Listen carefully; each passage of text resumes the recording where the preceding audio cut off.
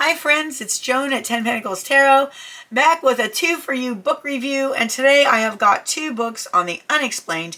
One is Arthur Conan Doyle on the Unexplained, and the other is Ouija, the Most Dangerous Game by Stoker Hunt. Now, they don't really have the exact same subject matter, but they both had Ouija boards on them, so I thought that was cool.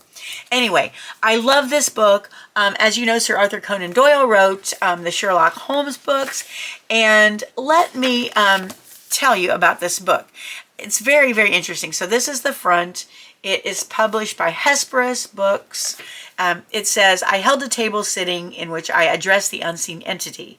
I remonstrated with him for the trouble which he had given to the household, and I begged him to think no more of his worldly affairs, but to attune his mind to the higher life. And that is him talking to a spirit. And when I got this, it was $14.95 in the U.S., $16.95 in Canada. And it says, the celebrated creator of Sherlock Holmes, Conan Doyle, had many strings to his bow. Beneath the rational man with his political campaigning and writings lay an amateur sleuth who believed in fairies. Following the deaths of a number of family members, Conan Doyle began to take an interest in spiritualism and trying to prove the existence of life beyond the grave. He became a member of various paranormal societies and threw himself wholesale into his investigations. Taken from the Edge of the Unknown on the Unexplained is a brand new selection of Arthur Conan Doyle's writings on all things supernatural, featuring accounts of seances, automatic writing, visits from the spirits of dead authors, investigations of Houdini's techniques, trips to stake out an old haunted house, which turns out to be haunted by the spirit of Lenin, and philosophical analysis of the thinking behind the supernatural. The collection is an intriguing read for the Conan Doyle enthusiast and amateur alike. So I have to tell you, I love this book.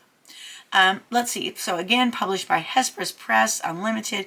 In originally, The Edge of the Unknown was published in 1930, and this book was first published by Hesperus Press Limited in 2013. So it's been, this book itself has been around for about 10 years.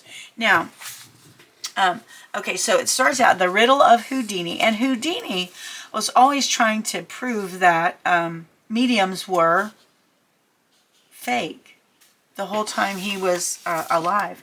So, and Conan Doyle and Houdini knew each other, and they had like this ongoing sort of argument about whether it was real or not. And Houdini always tried to disprove everybody who claimed to be a medium.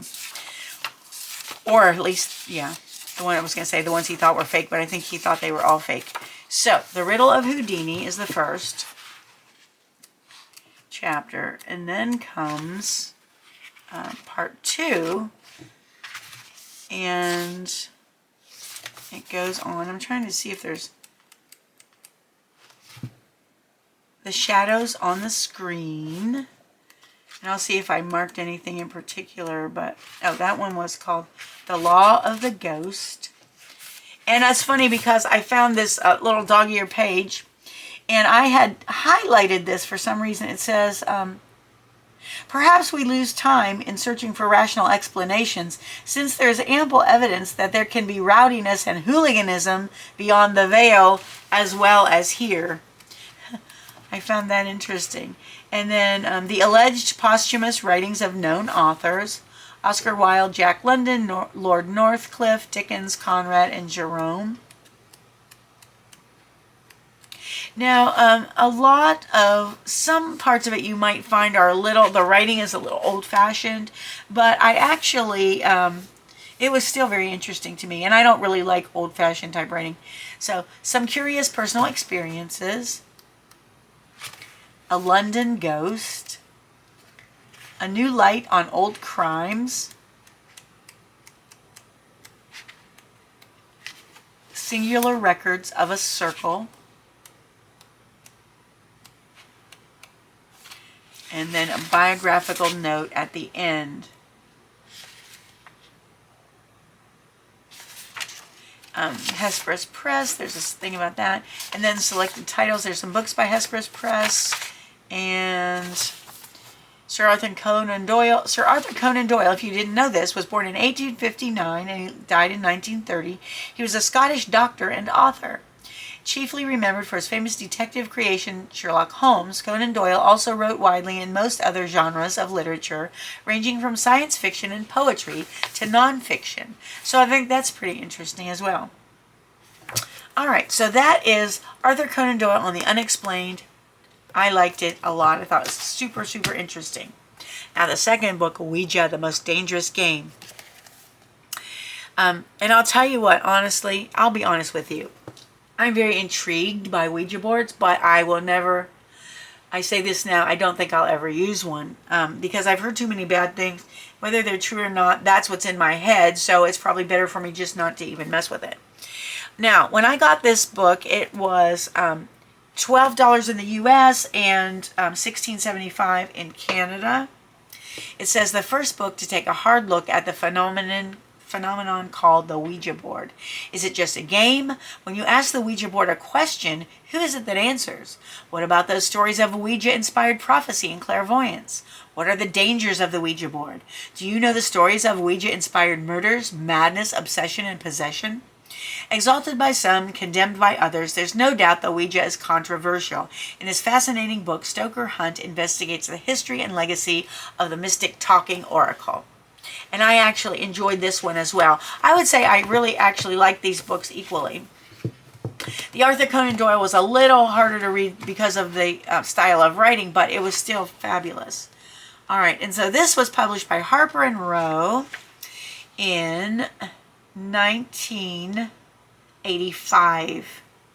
Okay, 1985. So it's a little old, and I think I found this at the half-price bookstore. Pretty sure I did. So the table of contents, okay, here are the chapters. Ouija, the basics, the history, how the board works, and varieties of the board.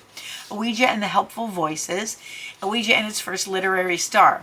So there are honestly some people who have channeled, this is what they say anyway, have channeled helpful spirits through the Ouija board who have actually helped them write books. Okay, so the people who wrote the Messages of Abraham, was it, oh shoot, hold on. The Law of Attraction people. You know the Law of Attraction people. Let me grab that book real quick because I don't want you to think I'm lying about this. Esther and Jerry Hicks started out channeling Abraham, their spirit, through the Ouija board. I kid you not. And when I saw that, I thought, well, okay, so maybe this is not, maybe it is a good thing. See, here we go, Ouija board. It's in here. So, anyway, if you're interested in Ouija boards and want to see something like that. Now, they didn't continue using the Ouija board because it was too slow, going letter to letter to letter to translate. And then Esther started channeling just through her, her voice and through her mind. All right, so anyway, let's go back to this. So we've got how the board works, Ouija, Jane Roberts, and the Calling of Seth. And Jane Roberts again started channeling Seth. If you know anything about the Seth material, maybe I'll go into that. I'll do another review of that book, but those books. But anyway, she started out with the Ouija board as well. So the Ouija board has not always been evil. It has been responsible for channeling some good spirits with some good information for people. So, maybe it's given a bad rap, but I don't think you should mess around with it. I think it should be treated with respect, and I'm still not going to do it. Okay, the Ouija and the Voices of Danger, Ouija and the Psychologist, Ouija and the Practical Person. So there's a lot of interesting information in this book, how the board works. There's the teachings of Seth. Again, it talks about that in here. The poet and the Ouija board. I mean, there's a lot of really good stuff in here. So then it talks about negative earthbound enemies and entities that can come through on the Ouija board, accidental obsession or possession.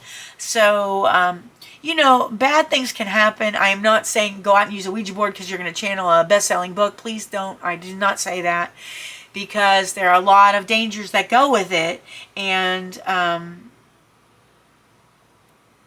you know, it's not something to be taken lightly or messed around with. Honestly, that's what I believe. All right, so religions versus the Ouija. It talks about the fundamentalist view, Judaism and Ouija psychism, rapping, clapping, and spiritualism, witchcraft in the Ouija board, Houdini and the spiritualist. Again, Houdini, and that will relate to a lot that you read in here in the Conan Doyle book. The Philip experiment, Ouija and the priest, parapsychologist. So,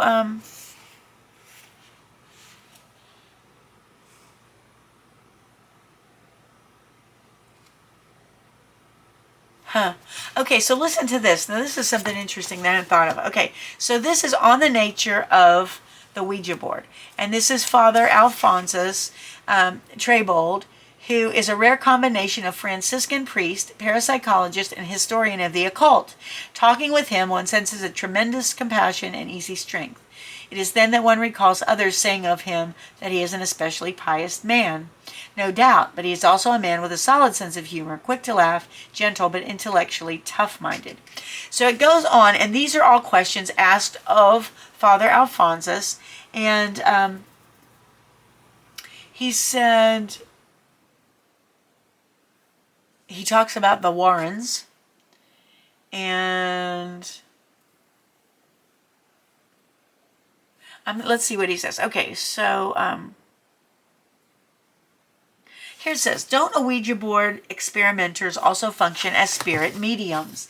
He says a spirit medium is a go-between or link between the dead and the living.